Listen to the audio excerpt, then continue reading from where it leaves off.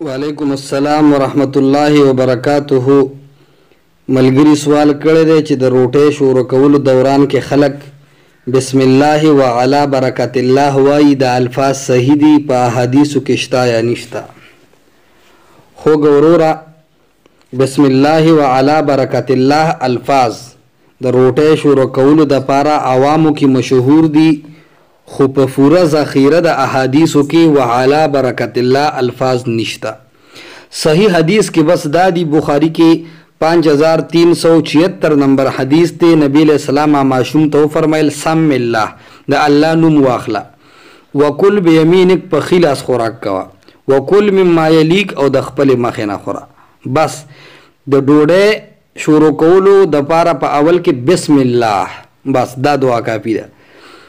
ځکه متقدمینو کتابونه چې وګوري، امام نسائی کتاب دی ابن سنی د عمل اليوم واللیله، امام نسائی رحم الله علیه په کار کړی دی. امام ابن علامه نووي رحم الله علیه الاذکار کې هم په بحث کړی دی، هغه خپل اذکار را جمع کړي دي. په دغه کتابونو کې د دې نوم نشته، بلکې امام نووي رحم الله علیه خو چې فعلم ان الافضل ان يقول بسم الله الرحمن الرحیم، بهتره دا ده چې ډوډۍ شروع کې بسم الله الرحمن الرحیم وایا. فان قال بسم الله، که یو سړی روټۍ شروع کولو دوران کې صرف داسې ووایي چې بسم الله وعلى برکت الله و برکت الله به نه وي، نو هغه وایي چې فإن قال بسم الله، که صرف بسم الله ووایي نو کفاه، دا د دپاره کافي ده. وحصلت السنه، او په دې باندې سنت طریقه ادا شوه. لہذا د روټۍ شروع کولو دوران کې بس بسم الله الرحمن الرحیم ویل پکار دی، یا بسم الله وعلى برکت الله او برکت الله وغیره الفاظ دا په احادیثو کې ندي مذکور، لہذا دا ویل ندي پکار.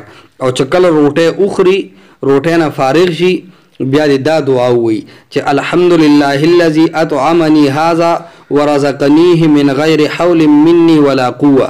سنن ترمذی کې 3458 نمبر روایت دی.